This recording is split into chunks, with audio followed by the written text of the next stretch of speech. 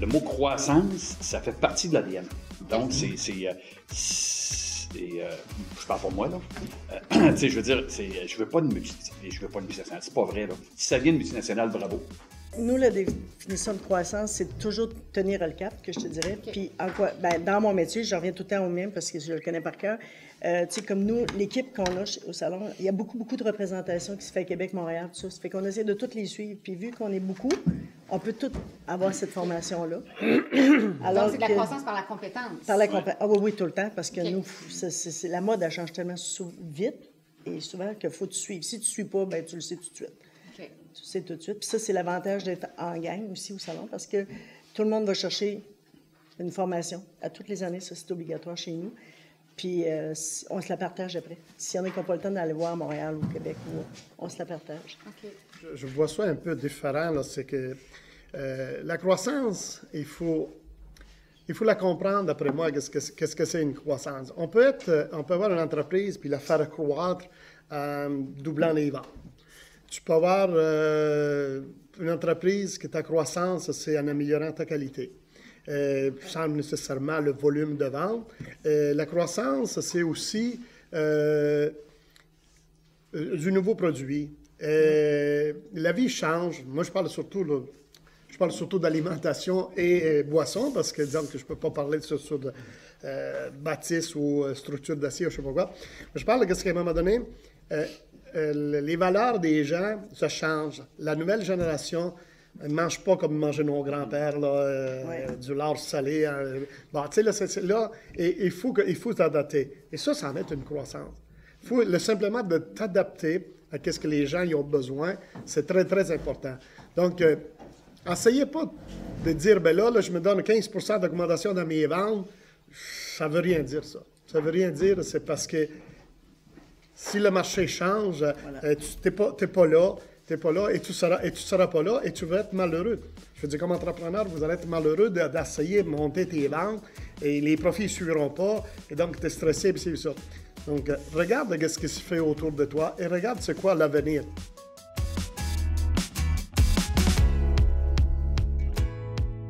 Oui, surtout au niveau des finances, parce que moi, quand j'arrivais à...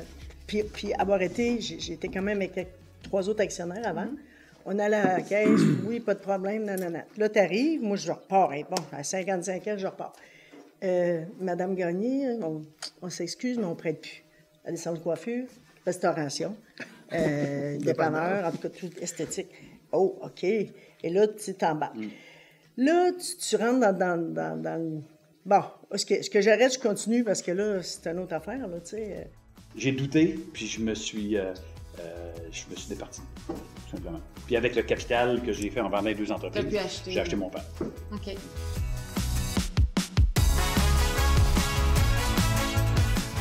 Je ne sais pas c'est quoi le truc, mais...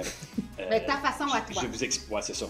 Moi, j'ai fait, comme je disais tantôt, j'ai fait beaucoup de bénévolat associatif. Et très vite, je me suis ramassé. Je savais, non pas je savais, mais j'étais conscient ou inconscient. C'est le réseau, dans mon marché, c'est le réseau de contacts qui fait ta business. Et nous, avec les produits qu'on fabrique, c'est pas la région de Rimouski qui peut absorber notre capacité. Donc, il fallait vendre à l'extérieur. Donc, je me suis impliqué côté associatif. Et pour en devenir, officier, vice-président, président, entre autres de la Sécu. À une période, soit dit en passant, très difficile. Le président qui me présente. Comme ça, Charbonneau. Il dit ça va être la fin de faire un beau petit mandat tranquille. Donc, 2 greffes et une commission d'enquête. Ça fait que... donc, pendant 6-7 ans, j'ai pratiquement pas été dans l'entreprise. Ça fait que... Et là, quand j'arrivais, j'étais à Montréal pratiquement toutes les semaines dans la période de trouble, là, j'aurais pas fait ça de même, mais ça marche. C'est que le lâcher prise. Vraiment, c'est femme de gueule. OK, le truc... Regarde, femme de gueule, regarde, ils l'ont fait, ça marche. Tout, essaye de... Ça, c'est dur, mais on comprend vite. Puis, entre autres, c'est ça. Et la deuxième étape, moi, il y a 3 ans et quelques, j'ai eu un bon accident.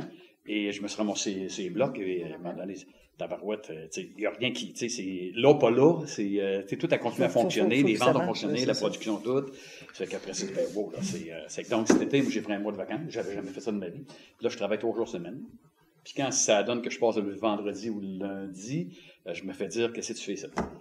Déléguer, non, ça n'a pas été facile. Ça n'a pas été facile, je dirais, là, jusqu'à l'an 2000, 2002, 2003. C'est lorsque mon fils dit papa, je suis prêt moi à prendre la relève. Moi, je n'étais pas prêt à sortir. Tu sais, c'était un peu Et c'est là que je me suis dit, là, c'est... Écoute, je l'ai fait venir dans le bureau, j'ai dit, écoute, je vais sortir, je vais essayer de... Je ne me ferai pas un bureau à côté de ton bureau puis te surveiller, qu'est-ce que tu fais, qu'est-ce que tu fais pas. Par contre, j'ai dit, tu as le droit de faire des erreurs.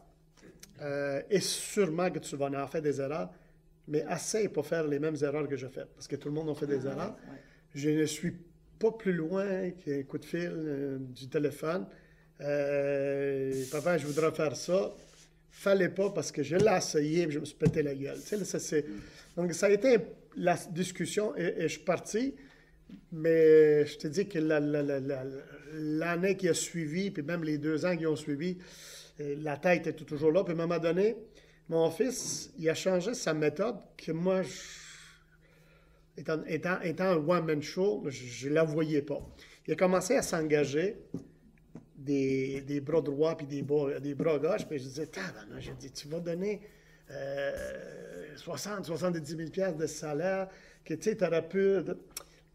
Puis il m'a dit, papa, il dit, j'ai besoin, il dit que c'est un support. Et à un moment donné, j'ai compris que j'ai dit, non, il y a plus, il y a raison.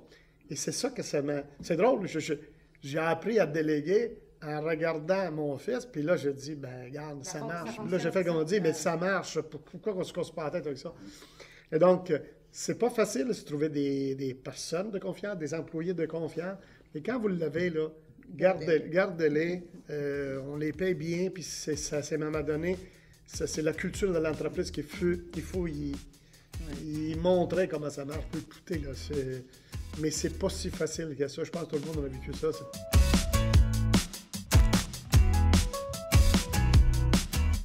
se termine jamais être entrepreneur. J'espère que non. Mais ça n'a jamais de fin. Non, ben c'est comme du working progress. C'était là, ben tant qu'à être, on va faire ça. Puis en premier fois, je t'aperçois que ça fonctionne. Continue.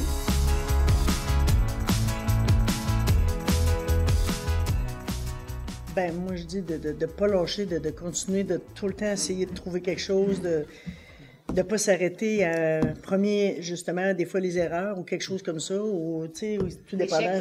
Oui, tu sais, si dans le financement, il y a tout le temps quelqu'un qui peut vous aider, je suis convaincue. De ne pas se freiner, de cogner à la porte tout le temps, d'aide. Oui.